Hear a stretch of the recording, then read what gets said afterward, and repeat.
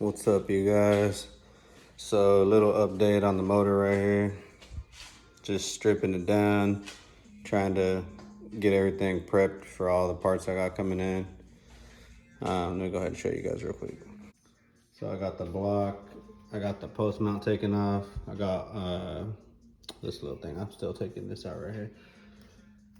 I'll put this in a little baggie too. I'll probably put that right here. I got the bolts labeled and everything, like my oil pump bolts. I got the OEM oil pump right there. There's nothing wrong with that one. I'm just gonna go with a better oil pump. I was gonna go with the Type R oil pump, but I don't know. We'll see. I might look into other options. But yeah, labeling everything.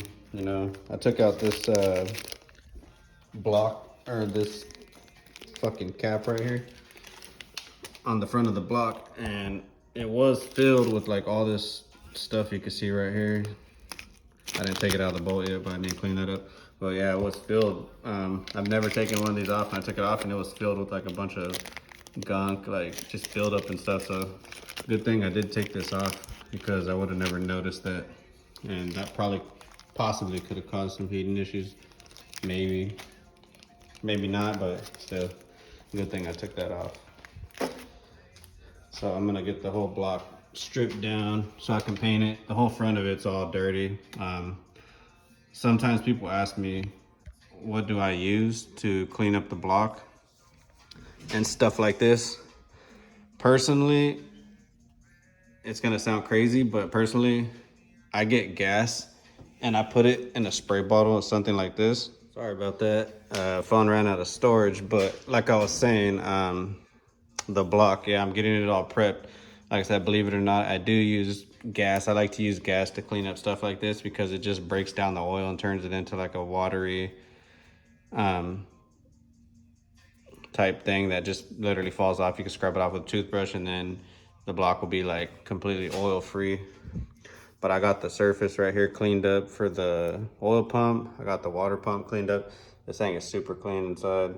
Really clean motor. I like the way everything looks on it. I haven't found anything bad. That's the oil pressure passage thing for the oil pump. So just getting this thing all prepped up so I can slap the new oil pump on, water pump. And it's always been a thing for me. I know a lot of people just use RTV and everything, but me personally, I always told myself if I'm ever gonna build anything like this, which I have not, I'm finally in a position I'm able to do so, but I'm gonna use Honda Bond, OEM Honda Bond. I've used it before, and I don't think there's really anything that is like it that would make me feel as comfortable like sealing. Like RTV works and everything, gray RTV, but I think Honda Bond would be the best thing to use for this, and it would make me feel a lot more comfortable about it. It's just the way, you know, just the way I am. But I got the knock sensor taken out. I took out the oil pressure sensor. I think I got that one. I got the sensors taken out too. Oh, nope, wrong bag. Yeah, I got the sensors taken out, sitting right here. I am gonna run some breathers right here, and I'm gonna run them to the catch can. And then I'm not gonna weld bungs on the valve cover. I don't really feel like doing it. I'm trying to be a little budget friendly on this build. So I'm gonna get the vented oil cap. It comes with like 2 breather ports on it, so I can run them to the catch can, and then from the catch can down to the back of the block right here. And I'm probably gonna take off the water pipe, clean it up so I can get this color shine to come back. And that'll also give me some room to paint the block and make it look all nice and everything. And then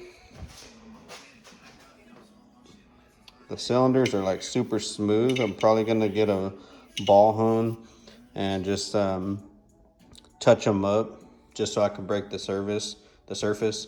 So when I do put the new pistons in there with rings and everything, it'll have something to seal on, not just a completely smooth glazed cylinder like this.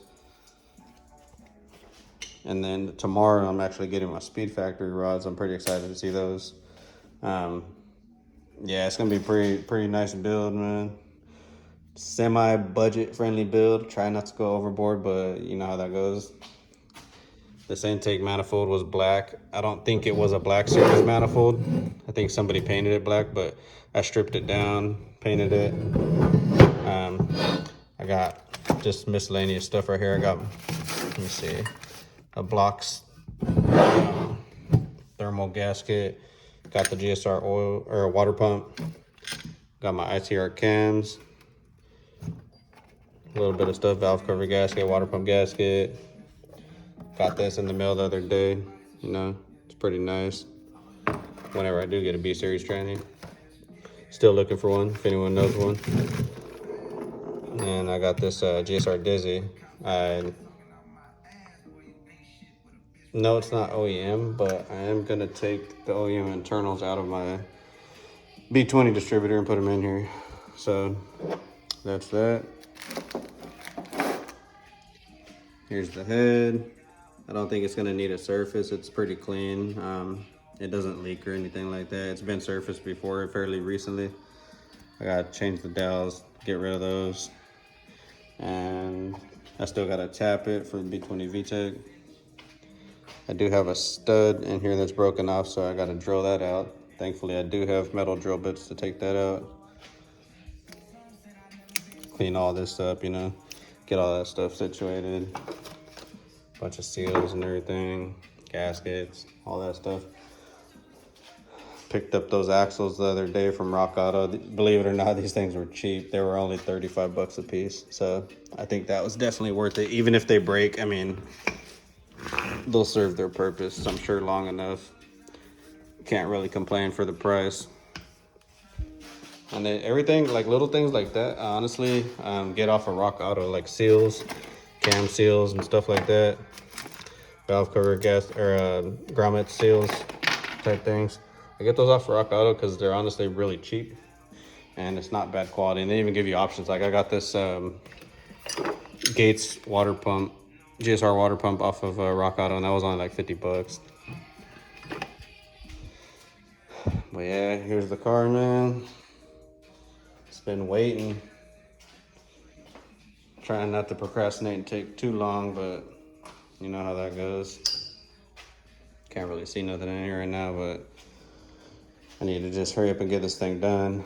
Picked up the mid shaft, torque mount bracket for the passenger side, EM1 bracket, all that stuff. Got to put this back together. There's a wire that I actually need to solder or crimp back together right here. Somebody had an alarm in here for the ignition. I don't know if you guys can see that, but I need to put these two wires. Oops.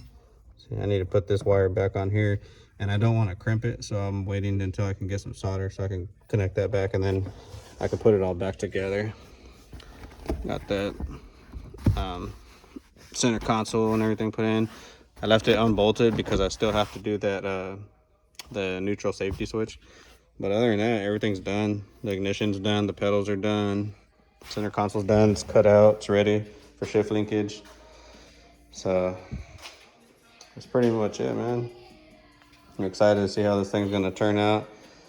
I'm not gonna plastic gauge it. I'm not gonna do none of that. I'm gonna just torque the rods down to spec. I'm definitely gonna get a better torque wrench though, because I got a Walmart one. It's brand new, but for doing the rods, I don't feel comfortable using that. I want to use something that's a little bit better quality. And then I gotta buy the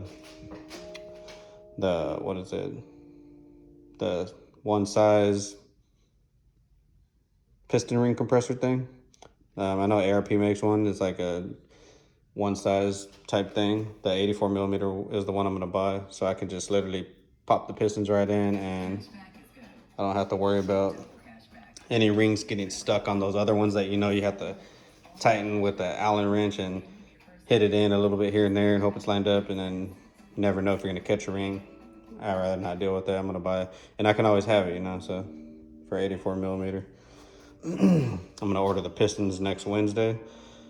So I think I'm gonna try to get the block complete, one thing at a time, and then I can work on the head. So once I get the block with the rods, bearings, pistons, oil pump, water pump, everything on there. I'm gonna put the, what is it? I'm gonna get a Moroso pan on there, and that pretty much should be it for the block. You guys see how it looks right now. So there will definitely be a big transformation to this thing.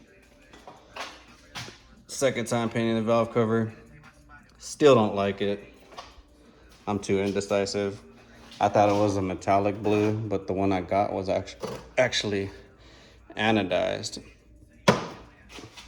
So you can see through the valve cover.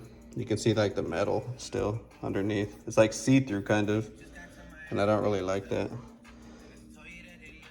So I think I'm gonna take this one off again, and I'm gonna paint it kind of the same color, kind of like the EM1, like the EBP, but I want it to be like a metallic blue. And this one is anodized, and I didn't really notice the difference until I painted it. So who knows? Not a big priority, but I am gonna change that. I believe so. It's gonna bug me if I don't. So yeah. But as for now, I'll keep posting videos as I go. Try to keep you guys updated as best as possible. New at this YouTube thing. Not the best at it, you know. The head definitely needs to get cleaned up. I haven't even touched the head yet. I'm gonna paint it, strip it all down, clean it up, make it look nice. Still got a ways to go, but I think it's gonna be worth it in the end.